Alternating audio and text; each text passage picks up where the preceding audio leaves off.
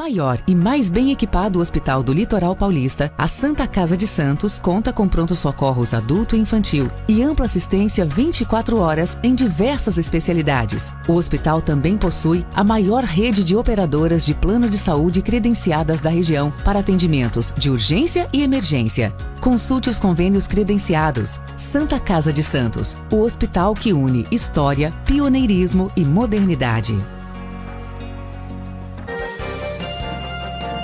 Começa agora Jornal em Foque. Apoio Santa Casa de Santos, cada dia mais completa. Olá, seja bem-vinda. Estamos iniciando mais um Jornal em Foque. Muito obrigado pela sua presença. Acompanha pelas nossas redes sociais, pelo nosso Facebook, facebook.com/jornalbocnews, nosso canal no YouTube, youtube.com/bocnewstv, também para nos acompanhar pelas demais redes sociais, no nosso portal bocnews.com, Bocnews, 40 anos de existência, e também você pode nos acompanhar, se você tiver uma Smart TV, na sua Smart TV. Reprise, 5 horas da tarde na TV com Santos, canal 8 Vivo, 11 Net Claro, 45 da VIPway, no mesmo horário, na Rádio Santos FM 92,5 MHz, mais uma opção para você acompanhar o Jornal em Foque. Os trabalhos do Legislativo em Santos acabaram, pelo menos no recesso neste mês de julho, mas é claro, as atividades não param, ainda mais aí com o início das convenções que acontecem aí logo após, no dia seguinte, após o fim da Copa do Mundo. Sem o Brasil, mas enfim, a gente vai entrar no âmbito, né, das eleições desse ano. E vamos falar muito sobre política no Jornal em Foque de hoje, com o presidente do PT em Santos, do Partido dos Trabalhadores em Santos, e vereador Francisco Nogueira. Vereador, seja bem-vindo, muito obrigado pela sua presença. Eu agradeço aí o convite, Fernando, sempre estar aqui presente e fazer um bom papo aqui na área da política da nossa região. Exatamente. Vereador, vamos primeiro falar aí, como obviamente acabamos o semestre, a gente sabe que as atividades não param, especialmente para o vereador, né? Talvez para os nossos representantes em Brasília, né? Que a gente tem senador sendo comentarista esportivo, indo, né? Para a Copa do Mundo. Indo para a Copa do Mundo, recebendo, né? Você ainda abre mão, fala, não, esse mês eu não vou receber, ainda vai lá. E a gente sabe que vai acontecer, né, nesse aspecto. Mas vamos fazer um balanço aí na Câmara de Santos, porque eu sempre falo, Franco Montoro já falava isso, as pessoas vivem na cidade, enfim. Verdade. Então, o vereador, problema de leito hospitalar, né? O recesso está aí, mas a gente sabe que não é bem assim. Fazer um balanço desse primeiro semestre, né? Quais foram os pontos que o senhor considera como positivos, alguns pontos que realmente precisam ter uma discussão mais ampla aí, o senhor que faz parte da oposição também. E é claro, a gente vai ter praticamente, salvo se não tiver nenhuma surpresa com as convenções, vamos ter pelo menos no mínimo 6 vereadores que vão tentar, inclusive o senhor que vai tentar aí a disputa aí ou para deputado federal ou para deputado estadual, né? Então eu queria primeiro essa avaliação desse semestre e já antecipando como vai ser também, assim como o Congresso também, a Câmara também, você praticamente 1/3 aí dos vereadores vão estar aí uma disputa também importante que acontecerá em outubro. Então, como que o senhor faz essa avaliação da atividade do Legislativo aí nesse primeiro semestre? O nosso Legislativo, Fernando, é bem tenso, né? Porque nós temos a única Câmara da Baixada que tem 2 sessões por semana, e para além das sessões tem audiências públicas. Nós tivemos algumas audiências públicas para falar de temas importantes, né? Na nossa Casa de Lei, em várias comissões, né? Mas a gente percebe que, assim, como é uma cidade polo, Santos, e os problemas acabam sendo um problema da região, acaba caindo na cidade. Claro. Por exemplo, nós temos aqui um problema crônico na região, a questão de falta de leito, o leito hospitalar. Isso é uma coisa crônica, né? Que não é só de Santos, mas Santos também acaba atendendo a cidade circunvizinha por conta do sistema SUS e tem que ser por aí mesmo. E é necessário ter investimento. E isso cai, como você mesmo disse. Todo esse debate, essas reivindicações, esses problemas, que nem os vereadores recebem vários pedidos, que as pessoas estão na fila, as UPAs não atendem direito, as UPAs estão sobrecarregadas, mas precisa criar um protocolo também. Não adianta você ter sobrecarregada, também você não tem um protocolo, porque a pessoa vai para a UPA. sabendo que tem uma coisa grave e você não tem leito hospitalar, você dá um dipirona e manda para casa, é uma responsabilidade isso.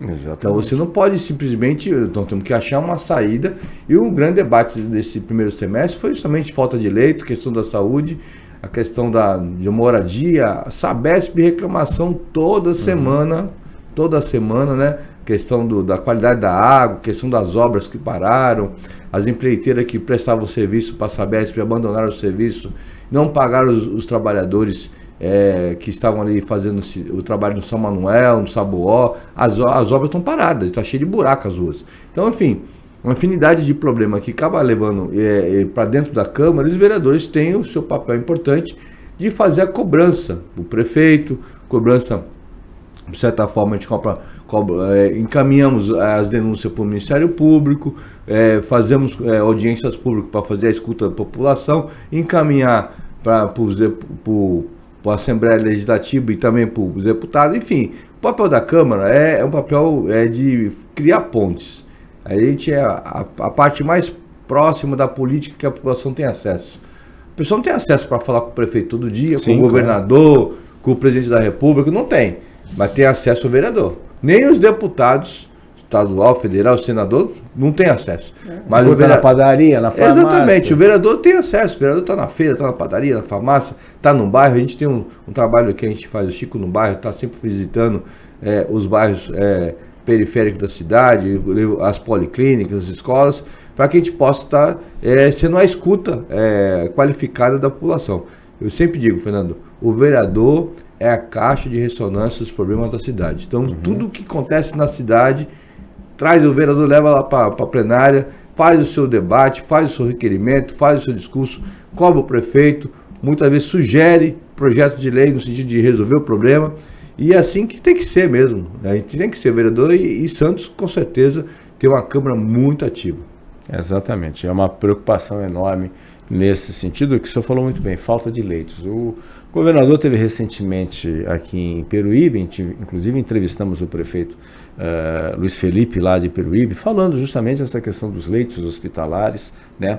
Mas a gente tem um déficit, e o seu colega também, que é médico, o vereador Marcos Caseiro, colocou aí, e assim, os números são preocupantes, são mais de 1.500 leitos, a falta, a gente, inclusive, Felipe Urandão, são dados aí de 2026, agora de maio de 2026, só para a gente ter uma ideia, né? O total de leitos em geral, né? Leitos em geral, é SUS e particular, né? Sei. Então, Bertioga já se reflete com a entrega do Hospital de Bertioga, mas Santos, que tem a congregação, mas lembrando que não é só leito SUS, é leito particular, mas você vê, São Vicente, houve uma queda, a gente está comparando maio de 2023, maio de 2026, pegando o gancho até dos últimos 4 anos do governador Tarcísio de Freitas, que ele falou isso também nesse sentido. É claro, isso tem verba SUS, que sempre é uma questão da tabela, mas você vê, São Vicente houve uma queda, né, da total de leitos disponíveis, e praticamente Mongaguá também.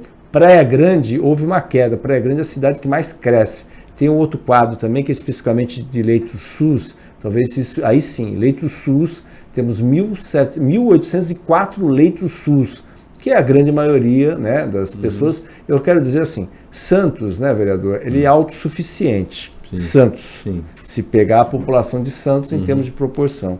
Mas, se a gente for levar pelo âmbito metropolitano, a gente tem esse déficit aí preocupante. Olha lá, Praia Grande, que tem uma das maiores taxas de crescimento, em maio de 2023 tinha 223 leitos SUS.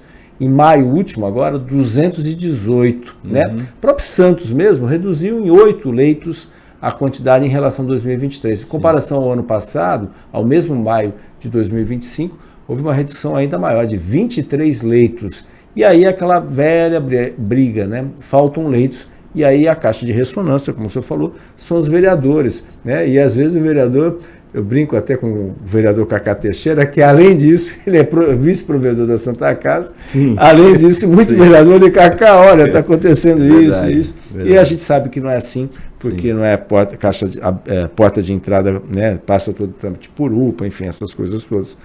Mas é algo que, volta e meia, me lembro muito bem do então ministro Arthur Quioro ter colocado a importância de ser um hospital metropolitano em São Vicente. Sim. Isso há mais de... Né, foi ministro da então presidente Dilma Rousseff. E ninguém se fala mais nada, promete-se muito, faltam recursos. Aí você levantou uma lebre aqui, olha, tem o São José. São José tem lá 100 e tantos leitos lá parados. Subutilizado. Subutilizado. O provedor teve aqui, o Gigliotti teve aqui. E assim, a gente tem a importância de uma cidade como São Vicente, ampliando o leito, poderia atender também aí Praia Grande, enfim, um hospital de referência, sempre foi referência, né, na questão do SUS, hoje está com 100 e tantos leitos, podendo ter uma capacidade até maior, dependendo do investimento. Eu acho que a gente precisa ter essa visão metropolitana, né? Quando você tem um hospital de grande porte em Peruíbe, Mongaguá, Praia Grande, São Vicente, você desafoga também aqui a parte de Santos, sim, claro, podendo atender melhor não só a população de Santos, mas outras populações que atravessam o Guarujá, enfim.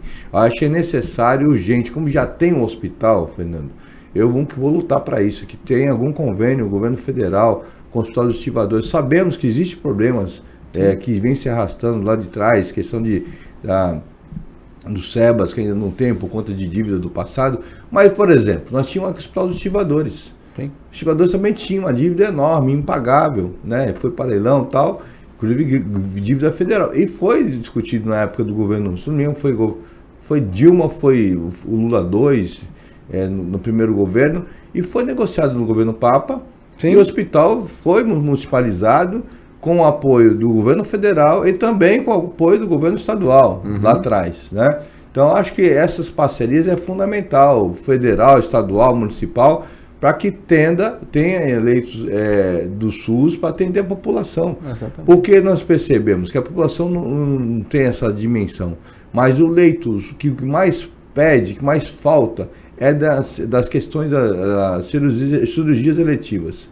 Você tem algumas especialidades que falta leito, né? Às vezes é uma coisa tranquila, mas tem coisa que é urgente, tem que fazer uma cirurgia e não tem leito, né? Você fica postergando lá, tem uma fila para cirurgia, tem uma pessoa que está toda hora cobrando no WhatsApp, na rede social, que já está 1 ano e meio na fila para fazer a cirurgia de quadril. E aí eu penso que uma pessoa, tem um monte de gente na situação, claro, é de quadril, é de joelho, é catarata. Precisamos diminuir essa fila, temos que ter mais leitos, e aí investimento no governo estadual. Tem que ter um investimento nos hospitais. Nós temos o Guilherme Álvaro, um bom hospital grande, hospital de referência. Precisa ter mais médicos, precisa ter, se for o caso, um convênio com o governo federal, o estado junto, para poder atender a população dessa especialidade e diminuir essas filas aos poucos, porque a gente percebe, no programa de governo de cada um que se propõe a governar o país ou o estado, tem sempre essa pauta, diminuição das filas de cirurgias eletivas. E aí a gente se pergunta, quem fez a sua parte?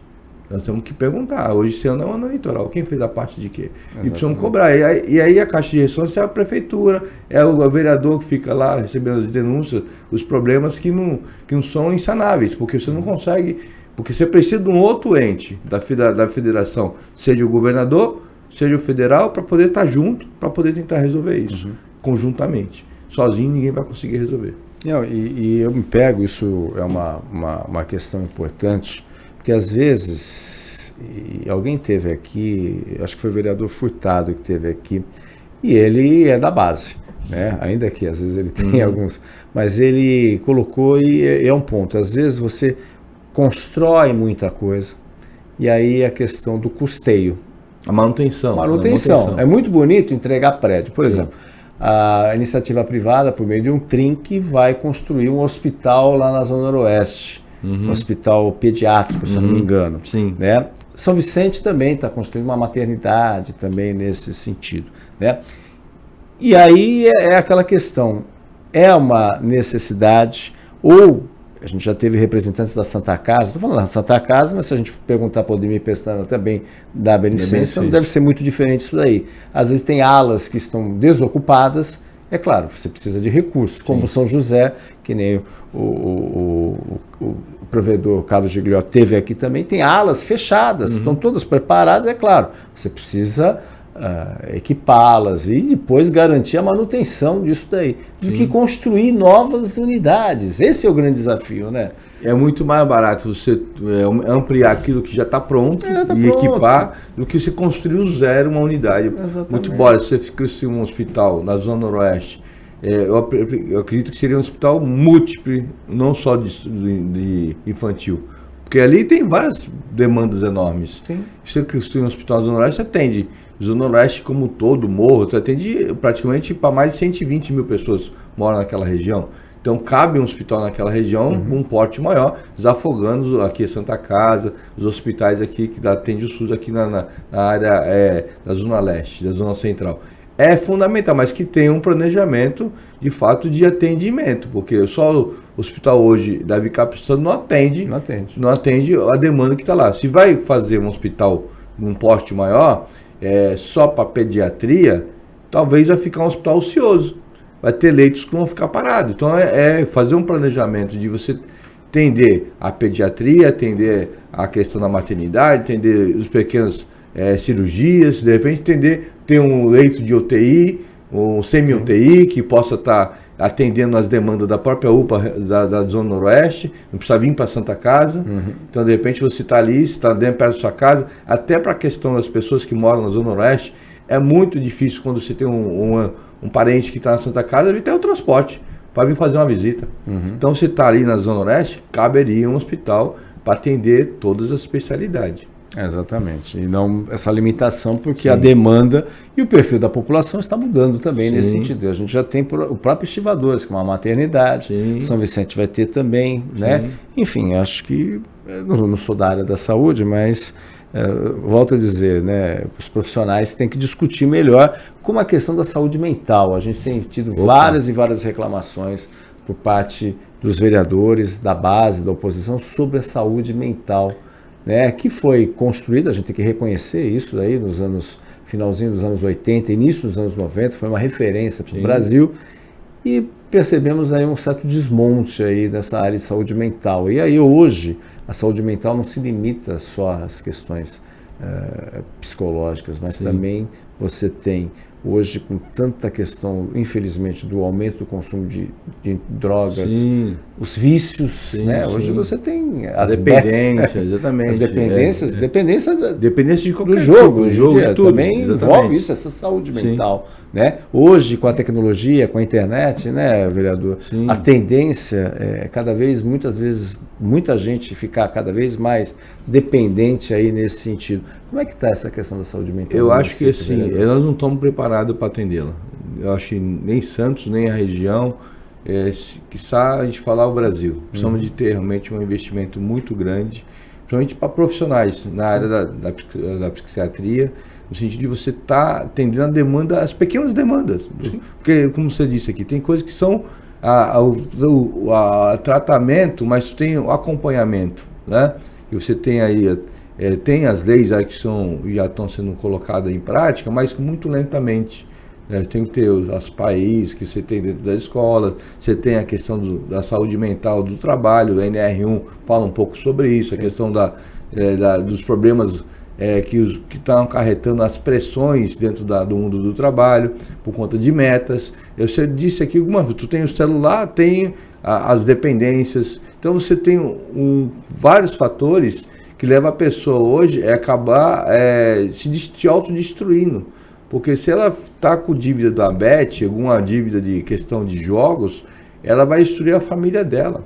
E ela vai ficar num transtorno mental de uma forma que ela vai entrar para o alcoolismo. Muitas vezes vai procurar uma dependência para poder se sair daquele momento. Então, assim, uma separação que aí acaba virando uma cadeia. E você depois você não consegue sair. Então é importante que tenha um programa a nível nacional, estadual, municipal, e os atendimentos que nós estamos falando na ponta, que é atendimento das mães, dos pais, de mães atípicas, pais atípicos que têm crianças atípicas que poderia, eu falo só das crianças, mas tu falou de uma cadeia muito enorme, de você não ter atendimento para ninguém.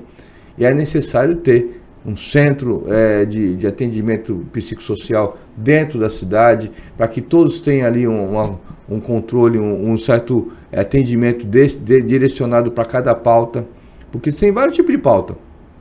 Sem contar a questão das dependências, você falou que é muito mais severo, que você não tem internação para os dependentes químicos, Exatamente. porque você... O hospital de internação aqui da Baixada, você não tem. Outro dia a pessoa, pô, mas ela está dependente química. Outro dia eu peguei uma situação que a pessoa está dependente de remédio. Aí a pessoa tem que... Como que ela faz? Tem que tratar, tem que desmamar, tem que ir para um hospital psiquiátrico. Como que faz isso? Então, nós não temos um especialista para isso, né? E nós temos que ter especialista, quando falo um centro, um hospital que possa, regional, atender essa demanda e ter vários tipos de setores que pode... Um para laudar a criança, outro... Porque as crianças não estão indo para a escola porque não são laudadas. Então tem uma fila enorme de crianças que já poderia estar no currículo escolar e está fora, não está nem cumprindo o estatuto do ECA porque ela não tem laudo para saber o grau praticamente do transtorno espectro autista daquela criança. Precisa ter um departamento só para isso, mas não temos. Se não tem, ou os SUS vão ter que pagar particulares para poder atender a demanda, que é uma demanda grande, e vai diminuindo, depois criar um departamento só para ter essa manutenção. Mas a questão da saúde mental, acho que tudo que você falou aqui, celular, bet, jogo, enfim, a própria NR1 que fala da questão do problema da saúde mental do trabalhador e trabalhadora que está na ponta com as pressões que existem hoje no mercado, a gente precisa preparar, de fato, fazer a prevenção. Se a gente não tiver um trabalho preventivo, a gente vai ter muito problema de saúde em toda a região, não só aqui, mas no Brasil como um todo. No Brasil como um todo, né? Isso falando muito bem. Sendo um caso de uma pessoa que trabalhava na portaria, um porteiro, trabalhava na portaria, recebeu salário, ele passou a tarde toda jogando tigrinho, e isso facilita muito. Ele perdeu todo o salário numa tarde. Nossa. Todo o salário que ele tinha recebido. Né? Como ele chega em casa, exatamente. Isso é só um exemplo, né? Só um exemplo e aquela expectativa. Né? Isso o governo também tenta, né? É tipo construir castelo de areia, porque você faz as restrições, mas muita gente usando Bolsa Família para poder usar em bet, né? Enfim, é um problema sério, porque fica aquela expectativa de poder ganhar e a publicidade nesse sentido. Aliás, Santos tem uma legislação específica sobre proibição de publicidade, de bets nas ruas? Não, não existe nada porque isso é nacional, né? Não, mas tem as publicidades... Essa publicidade nesses painéis... Não tem específica, específica não. Então tá aí, amanhã... Tem específica. Esses painéis que ficam... Tem alguma coisa nesse sentido? Não tem, específica não. Tem em geral, para todo tipo de publicidade. Tá. Mas específica do bet mais uma coisa que tem que ter uma restrição maior para poder... Exatamente, porque daqui a pouco essas bets, porque você tem hoje você tem vários painéis aí espalhados. Aliás, esse projeto, o então prefeito de São Paulo, Gilberto Kassab, fez todo aquele projeto lá de limpeza visual em São Paulo, na capital. Hoje já mudou um pouco, mas enfim... Algumas coisas foram seguidas. Santos chegou a ter uma proposta nesse sentido. Se não me engano, foi o vereador Reinaldo Martins, se eu não me engano, que apresentou isso faz tempo. Isso nunca saiu do papel. Tá aí, fica a dica aí voltar aí essa questão, porque agora a gente está vendo um monte de painéis eletrônicos se espalhando aí em prédios, tudo, que não deixa de ser também a questão da poluição visual também. E aí, se você não tiver controle, daqui a pouco as bets também invadem esses painéis eletrônicos. Enfim, tá aí uma sugestão aí que o vereador já anotou. Já anotei aqui. Né? Vereador, a gente vai para o rápido intervalo comercial, voltaremos já no segundo bloco aqui do Jornal em Foque. Estamos apresentando o Jornal em Foque.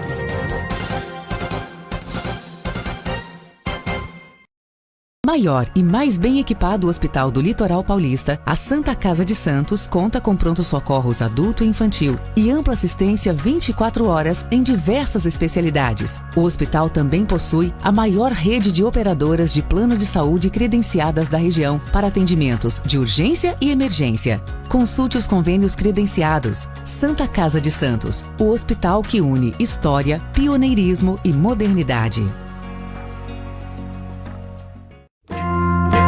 O Você quer receber notícias do Boc News no seu celular e e-mail? É fácil. Acesse bocnews.com e inscreva-se para receber a edição digital do Boc News no seu final de semana. E para receber também o boletim diário, resumo do dia, sempre de segunda a sexta, envie uma mensagem pelo WhatsApp 13 99123 2141. Fique bem informado e receba sempre conteúdo de qualidade com a credibilidade do Boc News. Ao longo dos últimos 5 anos, o Jornal em Foque entrevistou profissionais de variadas áreas para esclarecer, informar e analisar os mais importantes assuntos de Santos e região, estado de São Paulo e do país. São mais de 1000 programas e entrevistas que levaram informações aos internautas, telespectadores e ouvintes, sempre com pluralidade de opiniões. Jornal em Foque, de segunda a sexta, a partir das 9h30 da manhã, nas redes sociais do Boc News, com reprise às 5 da tarde, na TV Com Santos e na Rádio Santos FM. Jornal em Foque, há 5 anos no ar, levando conteúdo de credibilidade com padrão em Foque e Boc News de jornalismo.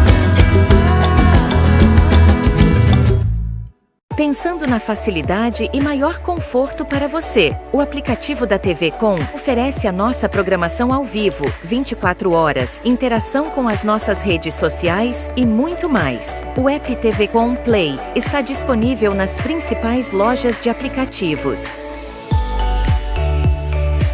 TV Com, interagindo com você. Na vida, a tradição só ocorre em razão de muito trabalho, dedicação e credibilidade. E isso ocorre também nos meios de comunicação. Contar histórias, relatar fatos, apontar erros e elogiar acertos fazem parte do trabalho desenvolvido pela imprensa responsável e independente. E isso só é possível graças ao trabalho incansável de profissionais e apoiadores que apostaram na ideia criada pelo jornalista Jairo Sérgio há exatos 40 anos. Do antigo Jornal do Boqueirão ao Boc News, as mudanças tecnológicas integram as nossas plataformas, mas sem perder a razão da nossa existência. O fortalecimento e a manutenção da seriedade no trato da notícia com responsabilidade e credibilidade.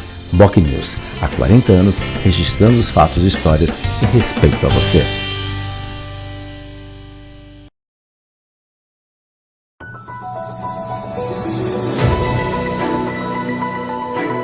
Acompanhe a nossa programação 24 horas ao vivo pelas operadoras de TV a cabo, pelo nosso portal e aplicativo oficial, digitalmente via simulcast e nas maiores plataformas de streaming. Saiba mais em tvconsantos.com/abrangência. Somos multiplataforma. Somos TV Com. Acompanhe as nossas redes sociais, ficando por dentro de tudo que rola aqui, na TV Com. No Facebook, tvconsantos.oficial. O nosso Instagram é @tvcom.santos, no X @tvcom_santos. E pelo nosso canal oficial no YouTube, emissora TV Com. Nosso WhatsApp é 13 97 417 5194. TV Com, interagindo com você.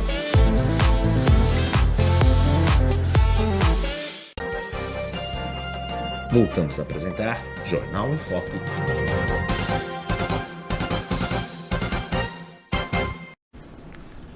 Olá, estamos de volta no Jornal em Foque de hoje, trazendo como convidado o presidente do PT em Santos, vereador Chico Nogueira, né, Francisco Nogueira, que está sempre participando conosco aqui nesse sentido. Vereador aqui, estávamos falando no bloco anterior da falta de leitos, a questão de saúde mental, entre outros temas aí relevantes. Um outro aspecto, aí a gente, né, olhando já para esse semestre, no final se não me engano, falando da última ou nas últimas audiências, não, desculpe, sessões que tiveram na Câmara, né, o Executivo apresentou um projeto, já assinado pela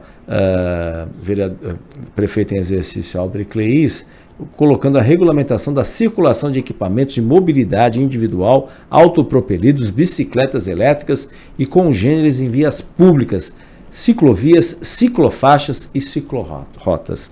Na semana passada, inclusive, tivemos uma tragédia, um jovem aí que morreu atropelado aí, usando aí esse tipo de equipamento ali durante a madrugada. E a gente tem visto vários e vários acidentes, claro, não fatais, mas acidentes e uma espécie de abusos aí nesse sentido. Essa legislação prevê, inclusive o advogado Marco Fabrício Vieira, teve semana passada aqui no programa falando sobre esse tema aqui, é um tema importante aí nesse aspecto. E aí, é claro, isso vai ser discutido pela Câmara.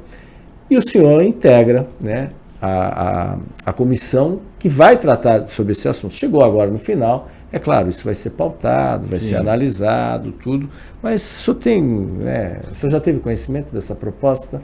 Então, ele entrou no final do... Finalzinho, foi na última recesso, sessão. inclusive foi um pleito próprio da casa de que o governo trouxesse esse projeto para discussão, porque todo dia tem reclamação de abuso, né? A gente, presencialmente, a gente vê no trânsito pessoas andando na contramão, sem capacete, com criança na garupa. De fato, virou uma febre, né? Acho que virou até vou usar um termo aqui bem chulo, mas foi uma pandemia dessas motinhas aí, que isso tem ocasionado muitos problemas. E assim, até que aconteceu essa tragédia, né? Porque isso já estava... É uma tragédia anunciada, que isso, se a gente não tiver uma legislação rigorosa, praticamente a gente vai ter outras tragédias acontecendo por aí. Então é importante, a nossa casa vai, com certeza, a gente vai fazer audiência pública para esse assunto, né? Inclusive chamando aí, os proprietários de lojas que vendem, porque é importante que eles também tenham aí a participação deles, os próprios consumidores, os motoristas, porque nós precisamos ter uma legislação que tenha a proteção. Toda a legislação, o pessoal fica, vai restringir, não é restringir. Nós temos que legalizar. Para que a gente vai ter que coibir os abusos. Ninguém quer coibir. As pessoas são proibidas de comprar, não, tem que ter. Tem a velocidade permitida pelo Código de Trânsito, mas é necessário também, a gente não tem servidores para tomar conta de todo mundo. É claro. Né? Então é necessário que ter, pelo menos, um emplacamento que tenha uma identificação. Se alguém vê um abuso, tira uma foto, manda, tu registra, tu vê quem de fato está cometendo um abuso, para poder ter uma punição. Então hoje tu não tem como identificar ninguém. Então se acontecer algum acidente, o cara sai correndo, tu não sabe quem é dono daquela moto, daquela bicicleta elétrica, enfim, você não tem conhecimento. Então eu acho que é necessário, a lei tenha realmente uma discussão bem amplificada, que traga uma lei que possa, de repente, ser referência para a região, no sentido de a gente ter uma lei que proteja o usuário e proteja o pedestre. Né? Para que a gente não corra o que está acontecendo hoje. As pessoas andam na contramão, em cima de calçada. O Rodrigo mesmo, está aqui do meu lado, aqui, o meu assessor. Foi atropelado a esposa dele, a sogra dele e os 2 cachorros. Fizeram um strike na praia. Puf, dentro da calçada, perto da praia, né? O cara entrou na calçada. Na calçada, assim, tá... Então não tem mais como aceitar mais isso. Eu acho que é importante, vai ser um dos temas muito importantes, muito relevante no segundo semestre, agora que volta do recesso. Exatamente, até porque hoje, até conversando com o Vieira, que é uma das maiores autoridades, advogado especialista nessa questão de direito no trânsito, hoje você tem a bicicleta tradicional, de propulsão humana, tem as bicicletas elétricas que tem motor até 1000 watts, né? Só com motor assistido, ou seja, você tem que pedalar para ela pegar o embalo, aí depois ela perde o embalo, aí você pedala novamente, que é a famosa com motor assistido, que ela vem com até 32 km por hora de fábrica, mas em Santos só pode circular com 20 km por hora. Aí tem esse que tem sido e tem crescido as vendas, o equipamento individual autopropelido, que ele também é até 1000 watts, mas ele tem que ter entre 1,5 metro de distância e 70 centímetros de largura, e esse usa também de fábrica até 32 km, e tem os ciclomotores, quer dizer, que aí até 50 km por hora. Sim. Só que aí estão na ciclovia, estão na rua, estão no meio da rua. Estão na calçada. Né? Enfim, na contramão. E aí a gente fica, como não tem emplacamento, como não tem absolutamente nada, fica o cidadão, né, o motorista, sem querer aparece. Sim. E a gente tem percebido, né, vereador, muitos pais falam assim, vou comprar para o meu filho ir para a escola, assim eu não preciso levá-lo para a escola, ele vai sozinho. Tem as ciclovias, né? Sim. Só que a gente vê às vezes 2, 3, às vezes tem uma mãe com 2 filhos carregando, quer dizer, sem capacete. Sem capacete. Né? Esse jovem, por exemplo, não estava com capacete, porque não tem nenhuma legislação obrigando. E talvez se ele tivesse capacete, talvez não teria batido a cabeça, não teria acontecido essa tragédia. E não é uma bicicleta. Na realidade, você tem ali a velocidade, mesmo colocando 20 km por hora, já é uma velocidade relativamente acima do que tu tem uma bicicleta comum, né? E você tem ali, eu pego um adolescente que não tem prática de nada, nunca andou de bicicleta, já vai andar de motinha. Exatamente. Né? Então, como resolver isso? Como ter que ter um treinamento? Quem é responsável? Quem é responsável por isso? É isso aí. Quem é responsável? As lojas também, que infelizmente, né, alguns equipamentos podem ser alterados, né, que tem o dinamômetro, que ele pode alterar a velocidade, sai de fábrica, mas não, moda aqui, fica mais rápido, enfim. Isso também é outro problema nesse aspecto. Enfim, está aí a audiência pública que certamente vai acontecer aí na volta das atividades legislativas, tem que botar, vai colocar na agenda, e o senhor já se compromete a ter essa audiência pública. Muito bem, parabéns aí nesse aspecto. Vereador, teve outro projeto também que foi alvo de muita polêmica, convenhamos, desculpe, mas assim, foi uma polemização desnecessária, né, que foi a respeito do projeto de lei do Chaguinhas. Né? Ah, sim. Que assim, hoje a gente vê tantas homenagens, né? Nada contra, né? Mas tantas mudanças de nome de rua, tudo, né? Entre algumas, né, merecidas, aí cada qual, o vereador tem as suas particularidades, tudo, mas aí foi um resgate histórico. E o que houve? Os vereadores não compraram a ideia? O que aconteceu então, ali? Fernando, para mim foi uma surpresa muito grande o projeto ele não ter passado, né? Ele, no momento que foi para votação, perguntaram para mim do projeto, mas é um projeto simples, porque a gente pesquisamos as ruas. Sim. As ruas normalmente que estão sendo trocadas são ruas que têm ou nome, ou número, já mudaram Guaió e tantos outros que não mudam. Nome histórico. Vai colocando e vai trocando, né? Eu particularmente, eu entendo que todos aí, personagens da história, tem que ser realmente resgatado, relembrado. Eu trabalho muito com a questão racial. E o Chaguinhas já tem um projeto meu de uma semana Chaguinhas.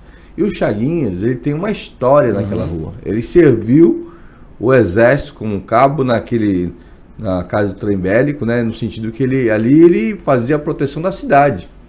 É um herói brasileiro. Então ele tem todo um resgate histórico do Chaguinhas, inclusive na SEDUC, na Rede Pública de Educação, fala sobre o Chaguinhas, a história do Chaguinhas, e não tinha um nome de rua.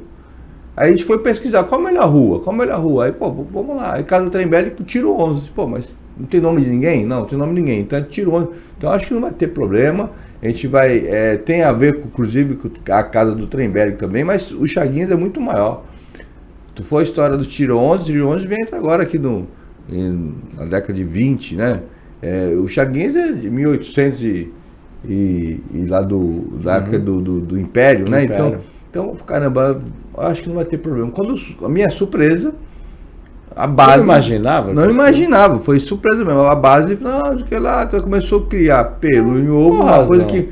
Então, a gente pensa que às vezes pode ser, sei lá, as forças ocultas que às vezes agem por trás, que a gente não sabe o que acontece. Porque ali só tem a casa do Trem Bélico e tem agora um imóvel que foi alugado recentemente para a prefeitura. É uma travessinha pequena. Uma travessa, deve ter ali 50, 70 metros, talvez. Inclusive o argumento do colega lá, que fez o contraponto lá, o vereador Fábio, não, que o pessoal vai ter muita gente afetada, ele nem sabe onde é a rua para poder falar isso na plenária, mas falou. Mas na verdade, assim, a gente quis colocar da importância de Chaguinhas estar naquela rua, claro, não desmerecendo nada do Tiro 11, porque o Tiro 11 é uma história de uma associação tal, que poderia militar, uma associação militar poderia estar ali, inclusive no caso do Trem Bélico, de uma situação bem mais em destaque. Mas o Chaguinhas ficaria praticamente ali a história contada, porque nós somos um centro histórico e a gente tem que valorizar nosso centro histórico e quando você vai em nome de rua, você conta quem foi Chaguinhas. Sim. E tem tudo a ver, passar naquela rua ali, no centro histórico, nós somos na rua Chaguinhas, Francisco José das Chagas. Ele se viu que na casa do Trem Bélico. Você puxa uma coisa, trabalhando, agora você fala quem foi Tiro 11. Tiro 11 é Tiro 11. E aí, não desmerecendo a história de uma associação do Tiro 11 que poderia estar dentro da casa do Trembélico, aqui ó, espaço Tiro 11, que, enfim, mas o Chaguinhas é muito mais forte pelo tudo que o Chaguinhas fez e revolucionou, lutou porque os soldados tivessem soldos iguais, de fato, não tivesse aquela discriminação que tinham mais de 5 anos de soldos atrasados. Então ele foi praticamente um líder sindical da época, vamos dizer assim, mas um soldado que lutou pelos seus soldados. Ele era cabo, né? Então ele lutou pelos soldados, lutou pelos cabos, lutou pelo sargento, lutou por todo mundo. E o grupo todo foram praticamente assassinados por conta dessa luta. Então a gente pensa que na cidade da caridade, a cidade que tem todo o seu slogan da liberdade, de caridade, e rejeitar o nome Chaguinhas naquela rua, para mim foi decepcionante para mim. A Câmara de Santos decepcionou por conta que ela não se colocou a história. A história de Santos é muito rica e precisamos estar valorizando a cada personagem dessa história que ainda não foram colocados em evidência. Vamos trabalhar para isso. Eu cito, como o senhor falou, a Rua Guaiaó, né? Antes da gente estar todo mundo aqui, a Rua Guaiaó é uma homenagem à nossa Ilha de São Vicente, antes da Ilha de São Vicente. Sim. E simplesmente tiraram a Rua Guaiaó. Depois de 3 anos, agora estão fazendo as obras, prometidas obras. E aí eu estou conversando com um empresário que tem um estabelecimento na Rua Guaiaó, né? Antiga Guaiaó, né? Quem gosta ainda cita o nome da Rua Guaiaó. Prometeram mudanças na documentação, que iam bancar tudo, prometeram um grupo de trabalho entre os moradores. Ele me falou que não saiu absolutamente nada.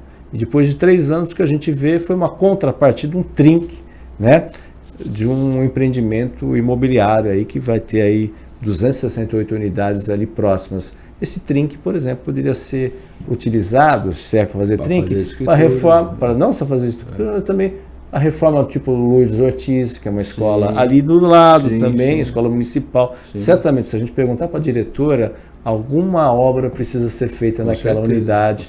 Ou a própria policlínica, né, ali da Aparecida, enfim, o que não faltam são melhorias, né? Mas enfim, é só um exemplo, entre outros. Eu estou falando da Guaiaó, você tem a Barão do Paranapiacaba, você tem recentemente a Moura Ribeiro, um trecho da Moura Ribeiro, enfim, tivemos também umas homenagens também que aí foi uma homenagem de resgate histórico do Anísio, né, alteração do nome, né? Que eu faço uma ressalva, que até hoje não foi atualizado no sistema do Google. Não foi ainda? Não foi, você pega lá... Comendador Neto você pega agora no celular, você coloca aí... Comendador Neto? Você coloca lá, Rei Pelé, lá, rua do Arcos do Valão, vê o que vai dar. Comendador Neto. Olha, boa, essa aí não sabia. Comendador Neto, quer dizer, você não consegue, você tá lá a placa Anísio, mas você não tem... Esquisito isso. A prefeitura tem que fazer as suas comunicações, o Google, enfim,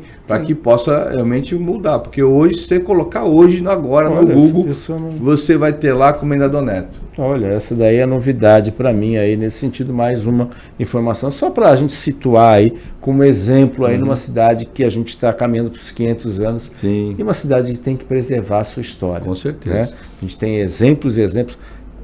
Até hoje a gente não tem um museu da história de Santos. A gente não tem o memorial do trabalhador, por exemplo. Do trabalhador que está dentro do sindical, né? A gente não tem um espaço que poderia ter ali no Parque Valongo mesmo, que hoje com a realidade ampliada, lembrar um pouco o que foi ali o triste navio Raul Soares.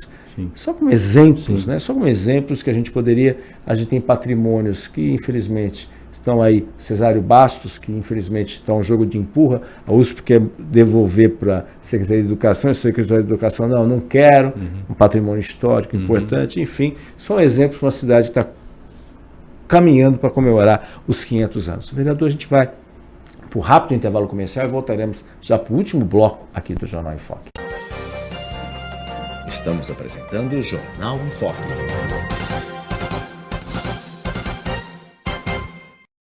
Maior e mais bem equipado Hospital do Litoral Paulista, a Santa Casa de Santos conta com pronto-socorros adulto e infantil e ampla assistência 24 horas em diversas especialidades. O hospital também possui a maior rede de operadoras de plano de saúde credenciadas da região para atendimentos de urgência e emergência. Consulte os convênios credenciados. Santa Casa de Santos, o hospital que une história, pioneirismo e modernidade.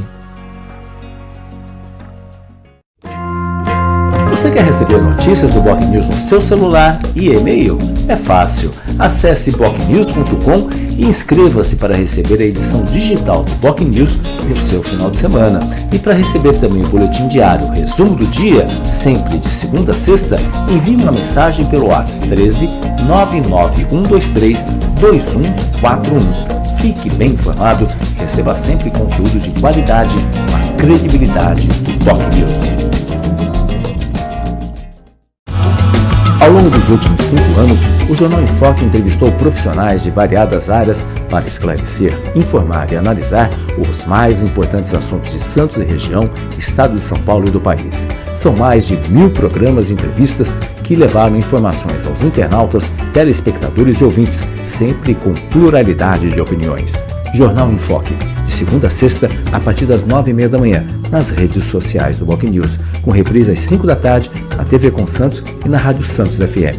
Jornal em Foque, há 5 anos no ar, levando conteúdo de credibilidade com o padrão em Foque Boc News de jornalismo. Pensando na facilidade e maior conforto para você, o aplicativo da TV Com oferece a nossa programação ao vivo, 24 horas, interação com as nossas redes sociais e muito mais. O app TV Com Play está disponível nas principais lojas de aplicativos. TV Com, interagindo com você. Na vida, a tradição só ocorre em razão de muito trabalho, dedicação e credibilidade. E isso ocorre também nos meios de comunicação. Contar histórias, relatar fatos, apontar erros e elogiar acertos fazem parte do trabalho desenvolvido pela imprensa responsável e independente. E isso só é possível graças ao trabalho incansável de profissionais e apoiadores que apostaram na ideia criada pelo jornalista Jairo Sérgio há exatos 40 anos. Do antigo Jornal do Boqueirão ao Boc News, as mudanças tecnológicas integram as nossas plataformas, mas sem perder a razão da nossa existência. O fortalecimento e a manutenção da seriedade no trato da notícia com responsabilidade e credibilidade. Boc News, há 40 anos, registrando os fatos e histórias em respeito a você.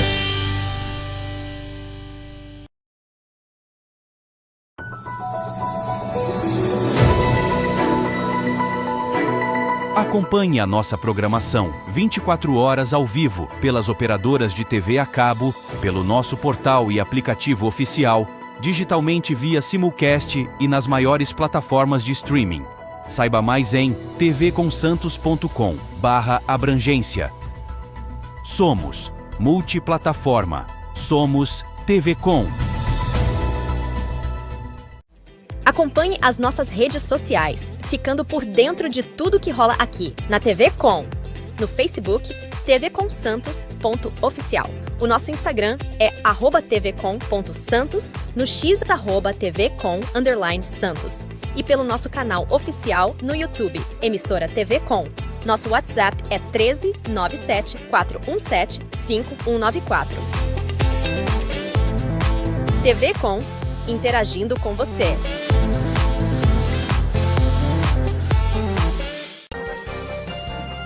Voltamos a apresentar Jornal em Foque.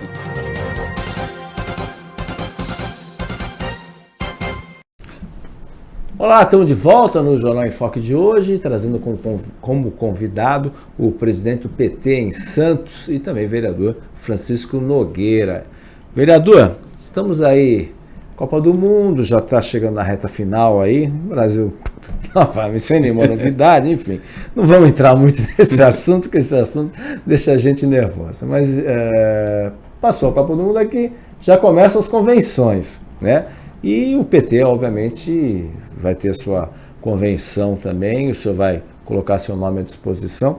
Como é que o senhor vê o cenário aí, né, nesse sentido, as chances do Partido dos Trabalhadores, né, não só com a reeleição, tentativa, né, de reeleição do presidente Lula, mas também do âmbito, né, no Senado, não só o PT, mas partidos aliados também, e uma bancada maior, mais forte também, porque o presidente teve sérias e tem sérias dificuldades, especialmente no legislativo.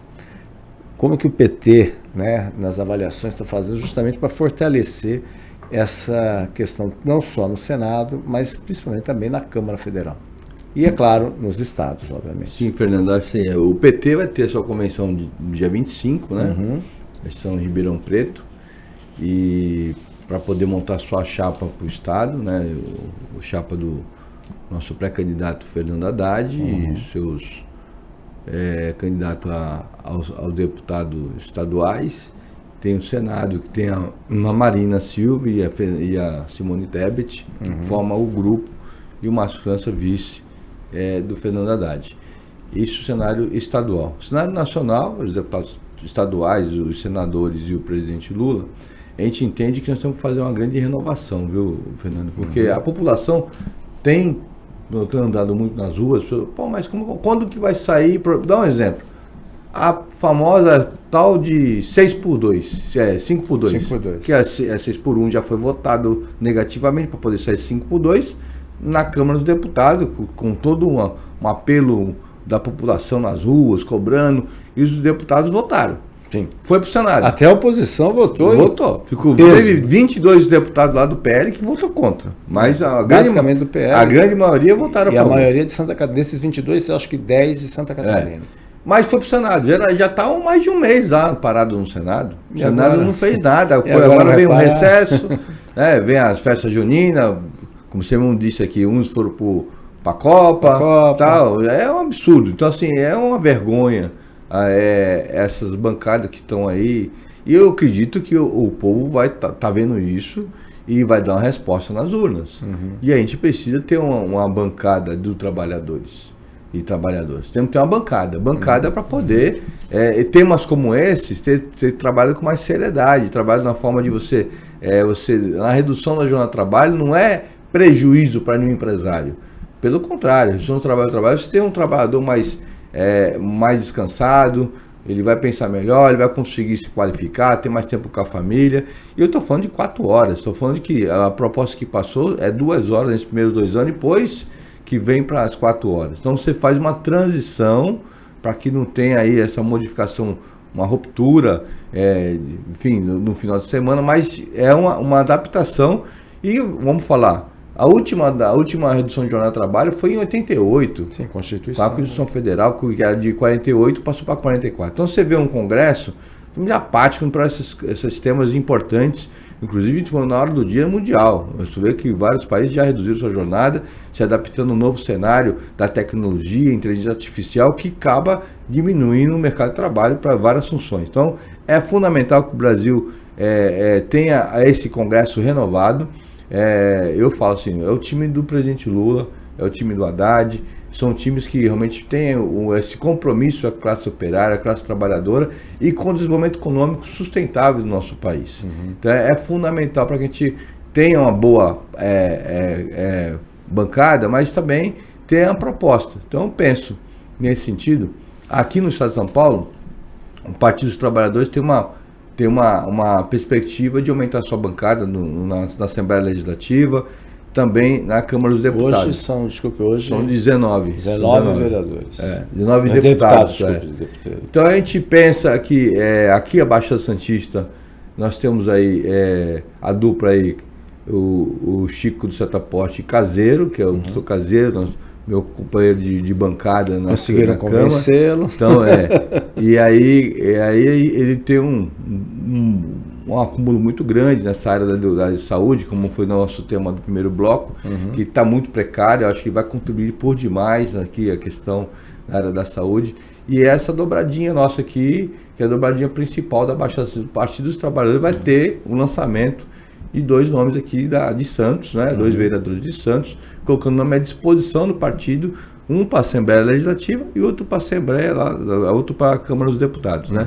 Que eu acho importante fazer esse debate qualificada aqui na Baixada, e sobretudo nós tivemos já 2 deputados estaduais, 2 federais no passado, e a gente percebe como a gente ganhamos bastante naquela época, inclusive com a vinda do Instituto Federal foi agora, mas a vinda da universidade pública, né? Era uma luta da Maria Ângela Duarte, nossa saudosa Maria Ângela, Maria Lúcia Prandi, uma luta que trouxe o Unifesp para Santos, para Baixo Santista, e ver o ganho que a Unifesp tem, essa questão de integração do Porto com a escola, na casa da universidade, é muito grande. Então, assim, nós temos que voltar, ter representantes, que aí eu falo pelo Partido dos Trabalhadores, a gente sente falta dessa representação progressista de esquerda na Assembleia Legislativa e também na Câmara dos Deputados da região. A gente sente falta.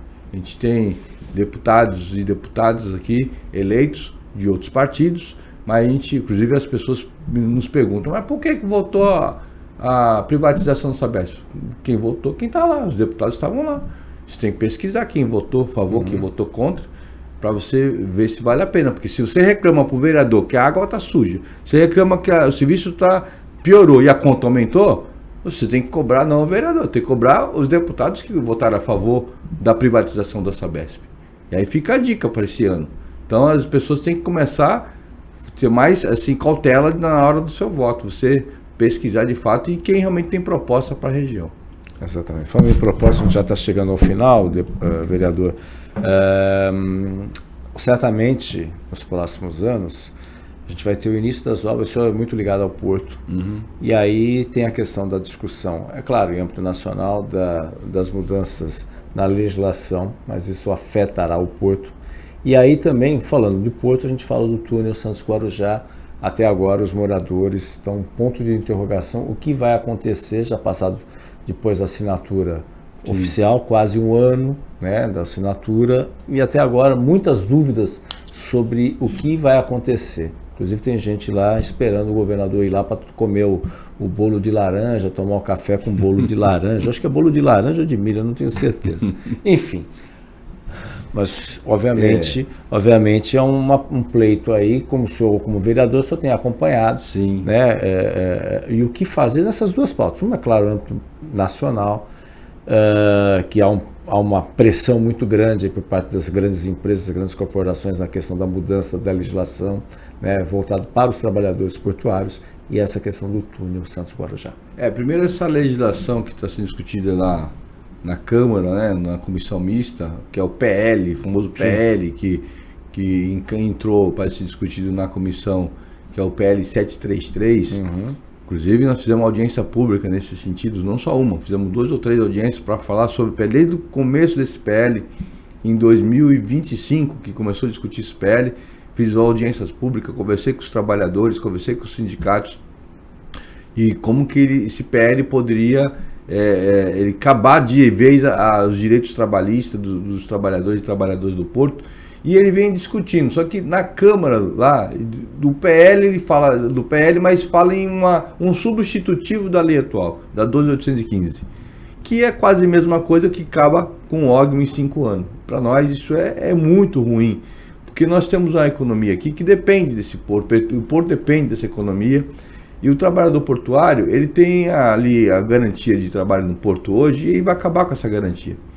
Logicamente, ele tem que ser renovado, tem que ser qualificado pelas novas tecnologias. Ninguém é contra novas tecnologias, ninguém é contra o avanço tecnológico do porto, mas é necessário ter investimento no trabalhador, investir na qualificação do trabalhador, mas que ele não fique sem um trabalho. Então a gente defende que o órgão tem que continuar e defendemos que essa categoria, sobretudo da estiva, que é uma categoria secular, tem que ser respeitada e tem que ter esse mercado de trabalho. Então, quando se mexe em Brasília, não se discute com a base. E aí eu falo assim, mas o que Santos está fazendo? E nós temos se posicionado enquanto vereador contra essa pauta, essa lei, quer mexer na lei dos portos para ter mais agilidade, a questão da renovação de contrato, para você aumentar para 30 anos, enfim, para 70 anos, ou alguma coisa que você vai trazer investidores, sou favorável. Agora, mexer com o mundo do trabalho é complicado, porque você tem muitos trabalhadores aqui, muitas famílias dependem desse ganha-pão.